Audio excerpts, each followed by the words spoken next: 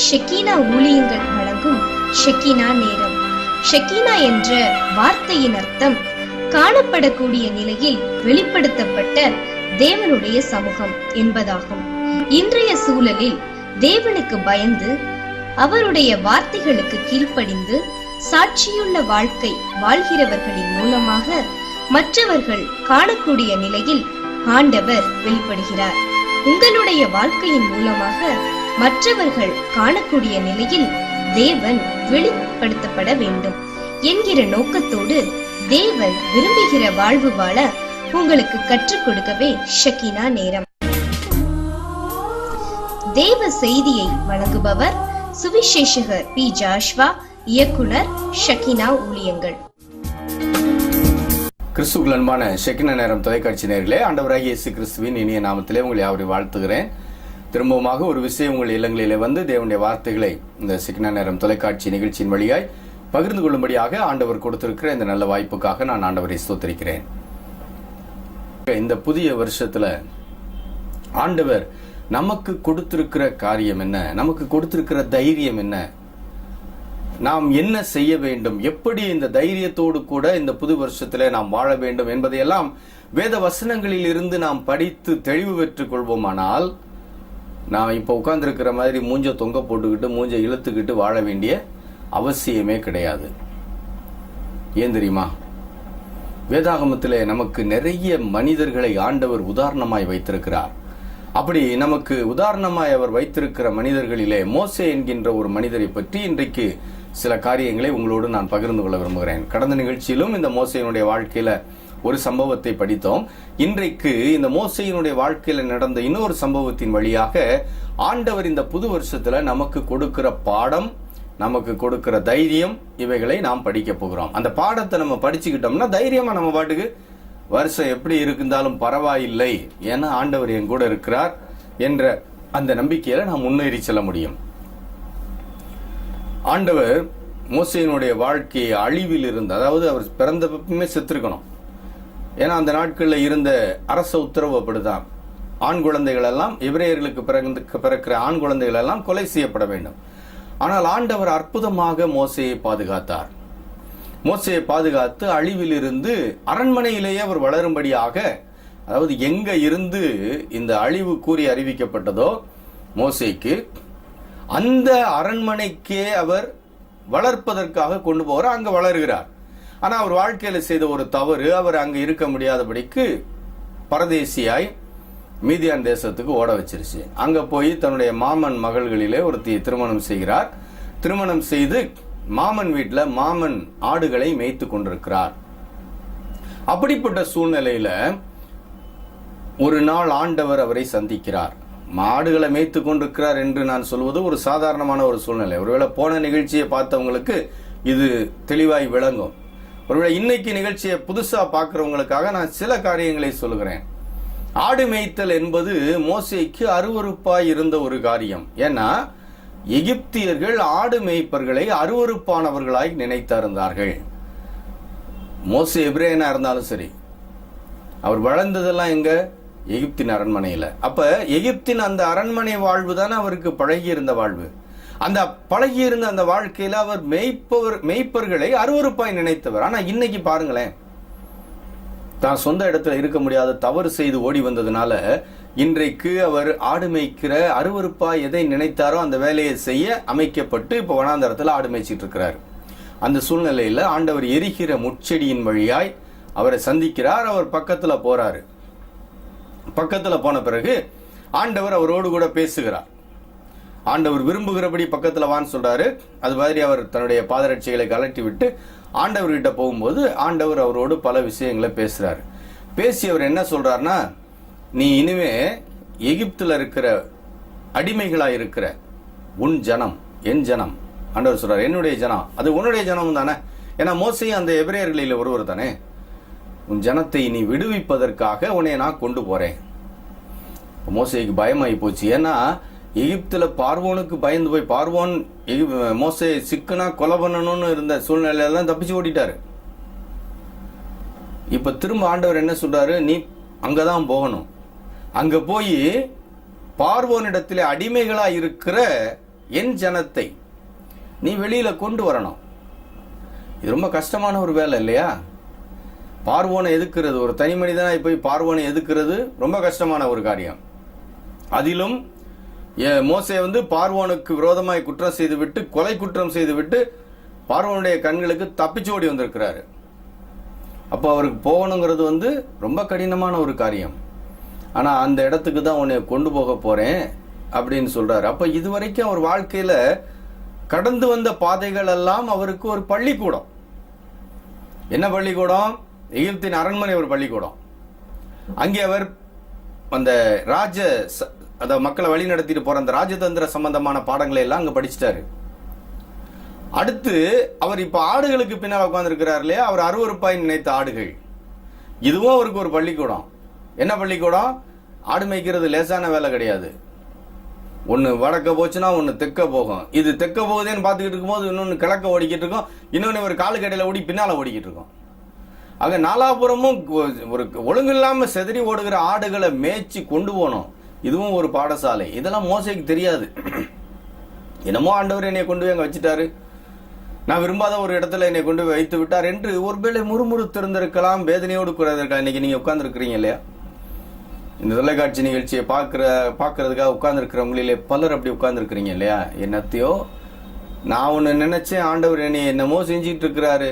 இந்த வீட்டு சூழ்நிலை நான் விரும்பின சூழ்நிலையா? இல்லையே, நான் ஒரு மனரம்யமான சூழ்நிலையை எதிர்பார்த்தேன். ஆனா இன்னைக்கு நான் எனக்கு பிடிக்காத ஒரு சூழ்நிலைக்குள்ளே நான் திணிக்கப்பட்டிருக்கிறேனே, எனக்கு பிடிக்காத ஒரு சூழ்நிலையில நான் வாழ வைக்கப்பட்டிருக்கிறேனே, இது என் மேல விழுந்த கடமையாகி போய் விட்டது. நான் தப்பிச்சும் போக முடியல, இந்த வீட்டை விட்டுட்டு நான் வெளியில போகவும் முடியல. வாலிப தம்பி, உனக்கும் அப்படி ஒரு நிலையில தான் நீ உட்கார்ந்து இருக்கிற. திருமணமாகி வாழ்க்கை நடத்தி கொண்டிருக்கிற அருமையான சகோதரனே சகோதரியே, நீ அப்படித்தான் உட்கார்ந்து இருக்கிற. என்னமோ ஒரு வாழ்க்கை, நம்ம விரும்பாத ஒரு வாழ்க்கையில ஆண்டவர் கொண்டு வந்து வச்சுட்டாருன்னு நினைக்கிறீங்க இல்லையா? பயப்படாதீங்க, கலங்காதீங்க, தடுமாறாதீங்க, கேள்விகள் கேட்காதீர்கள். ஏனென்றால் நீங்கள் அமர்த்தப்பட்டிருக்கிற இடம் உங்கள் வாழ்க்கையின் பாடசாலை. இங்க நீங்க என்ன படிக்கணும்னு ஆண்டவர் விரும்பி இருக்கிறாரோ அந்த பாடத்தை நீங்கள் படித்து முடித்த பிறகு அவர் உங்களை உன்னதமான ஒரு நிலைக்கு கொண்டு போக போகிறார். மோசையின் வாழ்க்கையில் அதுதானே நடந்துச்சு. 2013 வருஷத்தை பத்தி பயந்து தடுமாறி நடுக்கத்தோடு உட்கார்ந்து இருக்கிறீங்களே, நடுக்கம் வேண்டாம். இது உங்களுடைய பாடசாலை, இது ஆண்டவர் உங்களுக்கு வைத்திருக்கிற பள்ளிக்கூடம். இங்கே நீங்க பாடங்களை படித்து முடித்த உடனே அவர் உங்களுக்கென்று வைத்திருக்கிற அடுத்த நிலைக்கு கொண்டு போவார். ஆகையினால நீங்க அமர்த்தி வைக்கப்பட்டிருக்கிற உங்க குடும்பத்தை குறை சொல்லாதீங்க, குடும்பத்தை பார்த்து முறுமுறுக்காதீங்க, நீங்க வைக்கப்பட்டிருக்கிற வீட்டை பார்த்து முறுமுறுக்காதீங்க. இந்த வீட்டுல நான் பிள்ளையா பிறந்தேனே கேட்காதீங்க. இதெல்லாம் நீங்கள் கடந்து வர வேண்டிய பாடசாலை. இதுல நீங்க படிக்கிற பாடங்கள் உங்கள் வருங்கால வாழ்வுக்கு மிகுந்த பிரயோஜனமா இருக்கும். என் வாழ்க்கையின் அனுபவத்திலிருந்து அதை நான் சொல்லுகிறேன். இன்னைக்கு கேள்வி கேட்காதீங்க, வருங்காலம் உங்களுக்கு ஆசீர்வாதமா இருக்கும். ஆகையினால நீங்க தைரியமா இருங்க, எதிர்காலத்தை பத்தி கவலைப்படாதீங்க. நீங்க செய்ய வேண்டிய காரியம் என்ன தெரியுமா? ஆண்டவருடைய கரத்துக்குள்ள இருக்கிறீங்களாங்கிறத மட்டும் பாருங்க. அது ஒன்றை மட்டும் பார்த்து நீங்கள் நடந்து வருவீர்களானால் மற்றதையெல்லாம் அவர் பார்த்துக்குவார். இப்ப மோசே அப்படிதான் உட்கார்ந்து அவர் எனக்கு என்னன்னு கேள்விகளையும் கேட்டுட்டு அந்த வாழ்க்கையை ஏற்றுக்கொண்டு வாழ்ந்தார் இல்லையா? அரண்மனை வாழ்வையும் ஏற்றுக்கொண்டார், பரதேசியாய் போய் தங்கி இருந்த வாழ்க்கையும் ஏற்றுக்கொண்டார். அப்படியே அமைதலா போனாரு. அருவருப்பாய் நினைத்த ஆடுகளை மேய்க்க வேண்டிய சூழ்நிலையையும் அவர் பொறுத்து கொண்டார். இப்ப ஆண்டவர் அவர் அழைக்கிறார். அழைத்து உன்னைய நான் என் ஜனத்தை வெளியில கொண்டு வருவதற்கு பயன்படுத்த போகிறேன் என்று சொல்லுகிறார். இப்ப மோசேக்கு பயம். ஐயோ, இந்த காரியத்துக்கு நான் எப்படி போவேன்? இது நானே அங்கிருந்து தப்பிச்சு வந்த ஒரு சூழ்நிலை என்றெல்லாம் பல தடுமாற்றங்கள். அந்த தடுமாற்றமான சூழ்நிலையிலே நிற்கிற மோசேயோடு கூட ஆண்டவர் தொடர்ந்து பேசிக்கொண்டே இருக்கிறார். யாத்ராகமம் புஸ்தகம் 4வது அதிகாரத்தின் ஆரம்பத்தில் சில வசனங்களை நான் வாசிக்கிறேன். இப்ப ஆண்டவரிடத்தில் அவர் என்ன சொல்றார் பாருங்களேன். 1வது வசனம், அப்பொழுது மோசே அவர்கள் என்னை நம்பார்கள், என் வாக்குக்கு செவி கொடார்கள், கர்த்தர் உனக்கு தரிசனமாகவில்லை என்று சொல்லுவார்கள் என்றான். மோசேக்கு இப்ப அடுத்த கட்ட பயம். இவர் போய் சொன்னா அவங்க கேட்டுக்கிட மாட்டாங்களே, ஏன்னா அந்த ஜனம் எப்படிப்பட்ட ஜனம்னு மோசேக்கு தெரியும் இல்லையா? எகிப்துல இருந்த நாட்கள்ல இந்த எபிரேயர்களை பற்றி அவர் நன்றாய் அறிவார். இந்த ஜனத்திட்ட போய் கடவுள் என்னை அனுப்புனாருன்னு போய் சொல்லி மோசே நின்னா அவன் கல்லெறிஞ்சு கொன்னாலும் கொன்றுவானுங்க. அப்படி ஆளுக அடிமை வாழ்விலே அப்படியே வெறுத்து போய் வாழ்ந்து கொண்டிருக்கிறவர்கள். அவரிடத்துல போய் உங்களை விடுதலை செய்யறதுக்காக ஆண்டவர் என்னையே இங்கே அனுப்பி இருக்கிறாருன்னு சொன்னா அவன் ஏத்துப்பானா? இந்த பயத்தோடு கேட்கிற உண்மையான கேள்வி இது. ஆண்டவர் எனக்கு தரிசனமானார்னு சொன்னா அவங்க நம்ப மாட்டாங்க. ஆண்டவர் இப்படியெல்லாம் செய்ய சொல்லி என்னை அனுப்பி இருக்கிறார்னு சொன்னா அவங்க செவி கொடுக்க மாட்டார்கள். மோசேயினுடைய பயம் நியாயமான பயம், உண்மையான பயம். அப்ப உண்மையாய் பயந்து அந்த நியாயமான பயத்தோடு கூட இருந்ததுனால ஆண்டவர் அடுத்தடுத்து மோசேக்கு தைரியப்படுத்துகிற விதத்துல பேசுகிறார். இது மோசே ஆண்டவரை நம்பாம பேசிட்டாருன்னு தயவு செய்து நினைக்காதீங்க. ஆண்டவர் நம்பாம பேசினா உடனே தண்டனையும் கொடுத்துருவாரு. ஆனா அது யாரு பேசுறாங்க, என்ன பேசுறாங்கிறத பொறுத்து தான் அவர் செய்வார். இல்லையானால் அவர்கள் நம்பும் வரைக்கும் அடையாளங்களை கொடுப்பார். கிதியோன் என்ற ஒரு மனிதன் நியாயாதிபதிகளின் புஸ்தகத்துல அவருடைய வாழ்க்கை சொல்லப்பட்டிருக்கிறது. அவரு மீதியானியருக்கு பயந்து போரடித்துக் கொண்டிருக்கிறார். அவரை மீதியானியருக்கு எதிராய் போரிடுவதற்கு ஆண்டவர் அழைக்கிறார். அப்போது அவர் 2 அடையாளங்களை ஆண்டவரிடத்துல கேட்கிறாரு. 2ஐயும் முறுமுறுக்காமல் ஆண்டவர் கொடுத்தார். அந்த அடையாளங்களுக்கு எல்லாம் அவர் கேட்டதுக்கெல்லாம் பதில் கொடுத்தார். அதே நேரத்தில் புதிய ஏற்பாட்டுக்கு வந்த சகரியான் ஒரு மனிதன், பிரதான ஆசாரியன், தன்னுடைய ஆசாரிய வேலையை அவன் நிறைவேற்றி கொண்டிருக்கிறான். மக்களுக்காக ஆண்டவருடைய சமூகத்தில் பரிந்து பேச வேண்டிய மனிதன். அவரிடத்துல தேவனுடைய தூதன் வந்து சொல்றார், காப்ரியேல் வந்து உனக்கு, அவர் வயது சென்ற மனிதன், அவருடைய மனைவி வயது சென்றவர்கள், உங்களுக்கு ஒரு குழந்தை பிறக்க போகிறதுன்னு. அவர் அதை நம்பலங்க. உடனே ஆண்டவர் என்ன பண்ணார் தெரியுமா? வாய் அடைச்சிட்டாரு. இந்த காரியம் நடைபெறும் வரைக்கும் நீ பேச மாட்டாய், ஊமையாயிருப்பாய் என்று சொல்லி உடனே அடைச்சிட்டாரு. அது நம்பாம கேட்டது, இது பயத்துல கேட்கறது. இது 2க்கும் வித்தியாசம் இருக்கிறது. ஆண்டவர் எல்லா கேள்விகளையும் உடனே உதாசீனம் பண்ணிடுவார், தண்டனை கொடுத்துருவார்ல. எந்த நிலையில கேட்கிறோமோ அதுக்கு ஏற்ற பதில் கொடுப்பார். பயப்படாம அவர்கிட்ட கேட்கலாம். இப்ப மோசே கேட்கிற கேள்வி கிதியோன் கேட்டது மாதிரி, ஆண்டவரே என் ஜனம் என்னை நம்பாது, அவங்க என் வார்த்தைக்கு செவி கொடுக்க மாட்டாங்க, நான் எப்படி போய் இவங்களை கூட்டிட்டு வர்றது? இது நியாயமான கேள்வி. நியாயமான கேள்வியா இருக்கிறதுனால உடனே போ, நீ எனக்கு எதிர கேள்வி கேட்டுட்டியா, நீ சவிக்கப்பட்டவன் என்று சொல்லல. சகரியாவுக்கு அப்படி சொன்னார்னா அதுக்கு காரணம் இருக்கிறது. ஆனால் கிதியோனுக்கும் சொல்லல, இங்க மோசேக்கும் சொல்லல. மோசேக்கு சொல்லாம என்ன சொல்றாரு? அடுத்த வசனம், அதாவது 4வது அதிகாரத்தின் 2வது வசனத்துல மோசேயை தைரியப்படுத்துறதுக்காக ஒரு அடுத்து பேசுறாரு பாருங்களேன். கர்த்தர் உனக்கு தரிசனமாகவில்லை என்று சொல்லுவார்கள் என்று பயந்து போன நிலையில பேசுகிற மோசேக்கு சொல்றாரு. 2வது வசனம், யாத்திராகமம் 4:2, கர்த்தர் அவனை நோக்கி உன் கையில் இருக்கிறது என்ன என்றார். ஒரு கோல் என்றான். இதுதாங்க இன்றைக்கு நான் உங்களோடு கூட பகிர்ந்து கொள்ள விரும்புகிற செய்தி. பயந்து தடுமாற்றத்தோடு என்னால இதை செஞ்சிட முடியுமா, நான் இன்னும் வாழ்ந்துட முடியுமா, எனக்கு முன்னால இருக்கிற நாட்கள் எல்லாம் நினைச்சா பயமா இருக்குது, என் பிள்ளைகளுடைய படிப்பை நினைச்சா பயமா இருக்குது, என் பிள்ளைகளுடைய எதிர்காலத்தை நினைச்சா பயமா இருக்குது. அதுல பொம்பளை பிள்ளைகளை வச்சிருக்கிறவங்க பயப்படுகிற பயம் ரொம்ப, விலைவாசியின் ஏற்றம், தங்க விலையின் ஏற்றம், இதெல்லாம் தினந்தோறும் பார்த்து பார்த்து பயந்து நடுங்கி என்ன செய்யலாம் என்ன செய்யலாம்னு இன்றைய வாழ்வையும் அனுபவிக்காமல் வாழ்ந்து கொண்டிருக்கிறீங்க. என்னைக்கோ வர வேண்டிய பயம் இன்னைக்கே பற்றி பிடித்து கொண்டு விட்டது உங்களை. இன்னைக்கு காலையில இந்த நிகழ்ச்சி ஒளிப்பதிவு செய்து கொண்டிருக்கிற இன்றைக்கு காலையில எங்களுடைய வாலிபர் குழுவில் நான் பேசிக்கிறப்ப ஒரு சின்ன தம்பி, அவன் 9வது படித்து கொண்டிருக்கிறான். இந்த 2013 வருஷத்துல என்னென்ன காரியத்தை குறித்து உங்களுக்கு பயம் வந்துச்சுன்னு கேட்டப்ப அவன் சொன்னா, என்னை ஸ்கூல்ல இப்பவுமே 10ஆம் வகுப்பு இறுதி தேர்வை வச்சு பயம் காட்டிக்கிட்டு இருக்கிறாங்க, எனக்கு பயமா இருக்குதுன்னு கேட்டான். இன்னும் 9ஆம் வகுப்பு முடிக்கல, 10ஆம் வகுப்பு பாடம் ஆரம்பிச்சிருக்கிறாங்களாம். இப்பயே வாத்தியார்னா 1.5 வருஷம் தான் இருக்கு, 1.5 வருஷம் தான் இருக்குன்னு சொல்லிடுறாராம். அவனுக்கு பயம் வந்துருச்சு. இன்னும் பரீட்சை எழுத போக வேண்டியதுக்கு இன்னும் எவ்வளவோ இருக்கு, இன்னும் படிக்கணும், படிச்சது நினைவு கொண்டு வரணும், ஆயத்தப்படுத்தணும். இதெல்லாம் தாண்டி வர வேண்டிய பயம் இன்னைக்கே வந்துருச்சு. இதே மாதிரி இன்னைக்கு என் அருமையான நண்பர்களே, வாழ்க்கையில என்னைக்கோ நடக்க வேண்டிய காரியத்தை பற்றி பயந்து பயந்து பயந்து இன்னைக்கு வாழாம வாழ்க்கை இழந்து போய் உட்கார்ந்து இருக்கிறீங்களே. பிள்ளைகளை குறித்த காரியம், பிள்ளைகளுடைய எதிர்காலங்களை குறித்து, ஐயோ பிள்ளைக்கு படிப்புக்கு இவ்வளவு நான் செலவழிக்கணும், என்கிட்ட இல்லை, எனக்கு வசதி இல்லை, நான் என்ன வாழணும்? உங்க பயத்துக்கு ஆண்டவர் சொல்லுகிற வார்த்தை என்ன தெரியுமா? உன் கையில என்ன இருக்குது? மோசையை பார்த்து கேட்டார், உன் கையில என்ன வச்சிருக்கிற? வேற ஒண்ணும் கேட்கலங்க, இல்லாததை கேட்கல. நீ போய் அதை சாதிச்சுட்டு வா, இதை சாதிச்சுட்டு வான்னு சொல்ல, உன் கையில என்ன இருக்குதுன்னு கேட்கிறாரு. மோசே சொல்றாரு, கோல். ஒரு மேய்ப்பன் கையில் என்னங்க இருக்கும்? ஆடுகளை மேய்ச்சிட்டு இருக்கிறவர் அப்படியே இப்ப ஆண்டவரோட பேசிட்டு இருக்கிறாரு. அப்ப என்ன பண்றாரு, என் கையில ஒரு கோல் இருக்கு. என்ன கோல் அது? மந்தையை மேய்க்கிற கோல். ஆடு வெளியில போச்சுன்னா தட்டி கொடுக்கிற கோல், ஆடுக்கு ஆகாரம் பறித்து கொடுக்கிற கோல், ஆடு சேட்டை பண்ணுச்சுன்னா அடிக்கிற கோல். இது மல்டி பர்பஸ் கோல். இது கழுத்துல பிடிச்சு இழுத்துறோம், ஓடுற ஆட்டை, சேட்டை பண்ற ஆட்டை அடிக்கும், அதே நேரத்தில் ஆட்டுக்கு ஆகாரமும் எடுத்து கொடுக்கும். இந்த ஒரு சாதாரண மேய்ப்பனுடைய கோல் என்னுடைய கரத்தில் இருக்கிறது. ஆண்டவருக்கு தெரியாதா? நீங்க என்னென்னமோ உங்க கையில இருக்கணும்னு நினைக்கிறீங்க. உங்க கையில என்னப்பா இருக்குது? மோசேயினிடத்துல கேட்கிறார். கோல் இருக்குது, கீழே போடு. அவ்வளவுதான், கீழே போடு. நீ கையில வச்சிருக்கிறியே உன் வாழ்க்கையின் ஆதாரம் அது. மோசேயினுடைய கரத்தில் இருக்கிற அந்த கோல் என்ன தெரியுமா? மோசேயின் வாழ்க்கையின் ஆதாரம், ஒரு மேய்ப்பனுக்கு ஆதாரம் அது.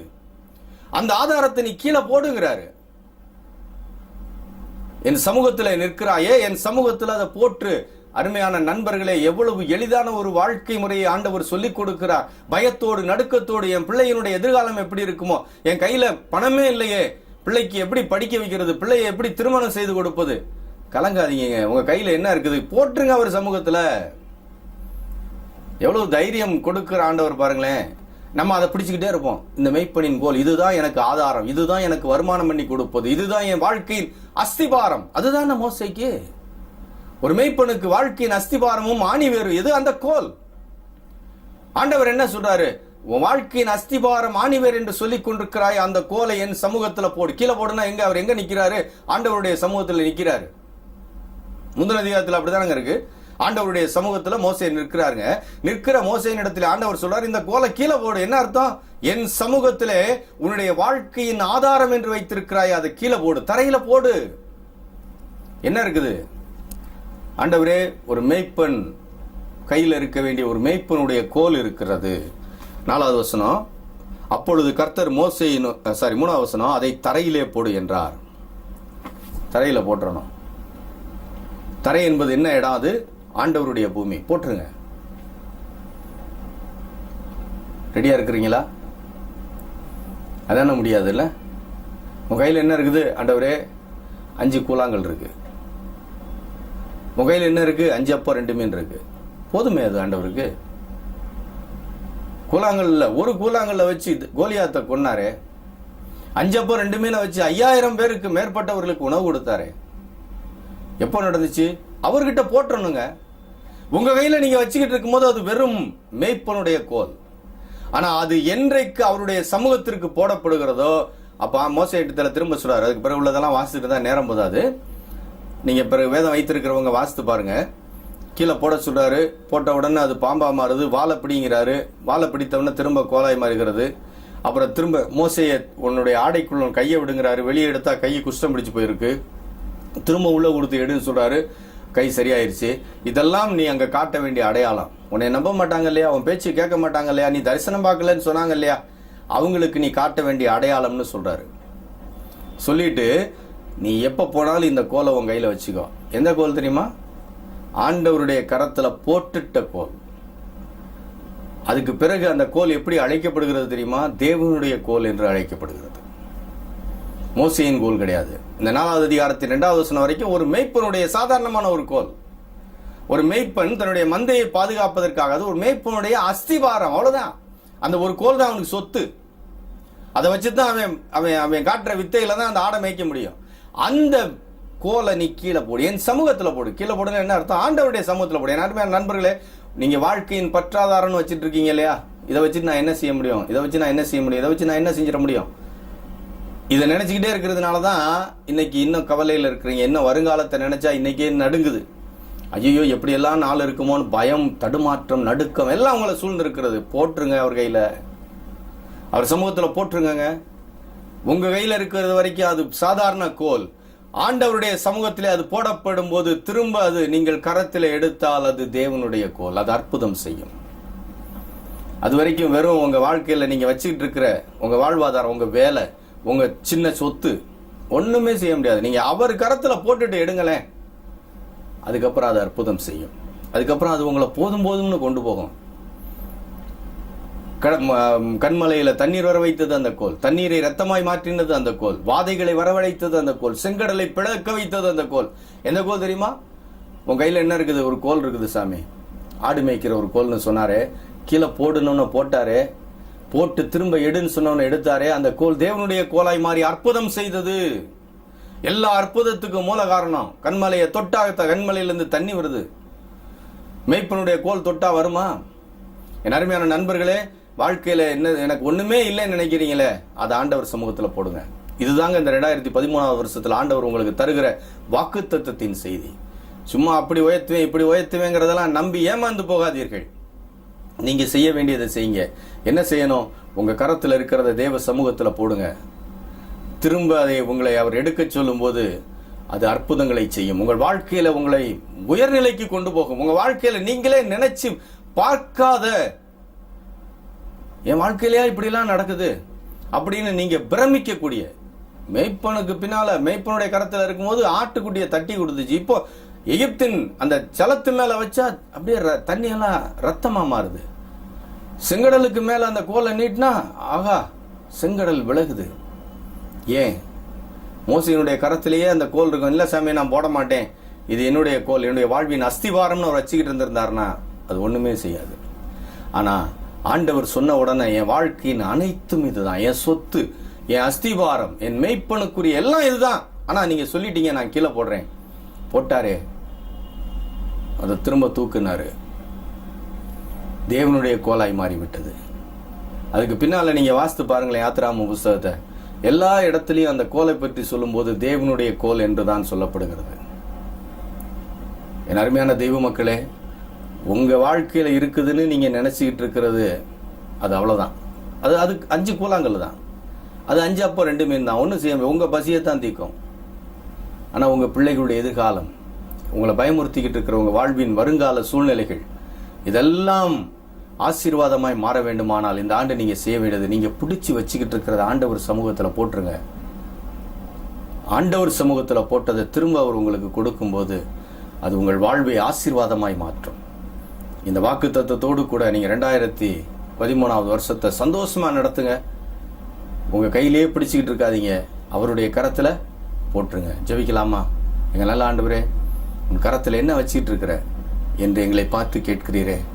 எங்கள் வாழ்வின் அஸ்திபாரத்தை நாங்கள் பிடிச்சி வச்சிருக்கிறோம். எங்கள் வாழ்வு இதுதான், இதை வச்சு தான் நாங்கள் வாழணும்னு சொல்லி சில காரியங்கள் எங்கள் கரத்துக்குள்ளே பிடிச்சி வச்சிருக்கிறோம். அதுதான் எங்கள் கையில் இருக்குது. இன்றைக்கு மோசைக்கு பேசினதின் வழியாய் அதை கீழே போடுன்னு சொல்கிறீங்களே, தரையில் போட சொல்கிறீங்களே. நாங்கள் நிற்கிற பூமி பரிசுத்த பூமி. இந்த பரிசுத்த பூமியில் உங்களுடைய சமூகத்தில் போட சொல்கிறீங்களே. போட்ட பிறகு அது எங்களிடத்திலிருந்து பறித்து கொள்வதற்காய் போட சொன்னது கிடையாது, அது எங்கள் வாழ்வின் ஆசீர்வாதத்துக்காய் போட சொன்னதுங்கிறத நாங்கள் மோசையின் வாழ்க்கையிலிருந்து படித்து கொண்டாமே. படிக்க வச்சிங்களே, அதுக்காக நன்றி சுவாமி. படித்த இந்த பாடத்தில் உங்களுடைய பிள்ளைகள் நிலைத்திருந்து இந்த வருஷத்தை ஆசீர்வாதமாய் சுதந்திரித்துக் கொள்ள அவர்களுக்கு நீங்க உதவி செய்யுங்க. உங்க கரம் கூட இருந்து வழி நடத்தட்டும். இயேசு கிறிஸ்து மூலமாய் ஜெபிக்கிறோம் நல்ல பிதாவே, ஆமென். அருமையான ஷெக்கினா தொலைக்காட்சி நேயர்களே, இந்த நிகழ்ச்சியின் வழியாக ஆண்டவர் உங்களோடு பேசியிருப்பார் என்று நம்புகிறேன். இந்த நிகழ்ச்சி பற்றி உங்கள் கருத்துக்களை எனக்கு தெரிவிக்க மறக்க வேண்டாம்.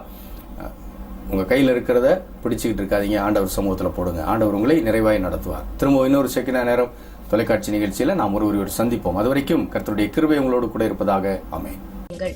தேவனுடைய வார்த்தைகள் அடங்கிய பரிசுத்த வேதாகமத்தை எல்லோரும் பெற செய்வதே எமது பிரதான நோக்கமாகும். பரிசுத்த வேதாகமத்தை இலவசமாகவோ அல்லது சலுகை விலையிலோ சில நிபந்தனைகளுடன் விநியோகித்து வருகிறோம். சிறுவர்களை ஆதாயம் பண்ண வேண்டும் என்ற நோக்கத்தோடு விடுமுறை வேதாகம பள்ளி மற்றும் ஷெக்கினா ஊழிய அலுவலகத்தில் வாரந்தோறும் ஞாயிறு பள்ளி நடத்தப்படுகிறது.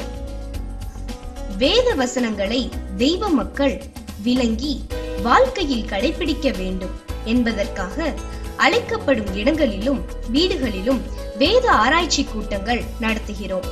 கைப்பிரதிகளின் மூலமாக மக்களுடைய தேவைகளுக்கு ஏற்ற தேவனுடைய வார்த்தைகளை அச்சிட்டு அவர்களுக்கு ஆறுதலாகவும் ஆண்டவரின் பாதையில் நடக்க உதவியாகவும் இருக்கிறோம். தேவனால் நமக்கு ஈவாக அருளப்பட்ட இந்த ஒரே ஒரு வாழ்க்கையில் தேவ கட்டளையாகிய தேவ ராஜ்யத்திற்கு மக்களை தகுதிப்படுத்தும் உயரிய திருப்பணியை எங்களோடு இணைந்து நிறைவேற்றி தேவ சித்தம் செய்ய உங்களை அன்போடு அழைக்கிறோம். எங்கள் முகவரி evangelist P. Joshua, director Shekinah ministries, R2 TNEB quarters, 110/11 kV substation, Mattuthavani, Madurai 625007.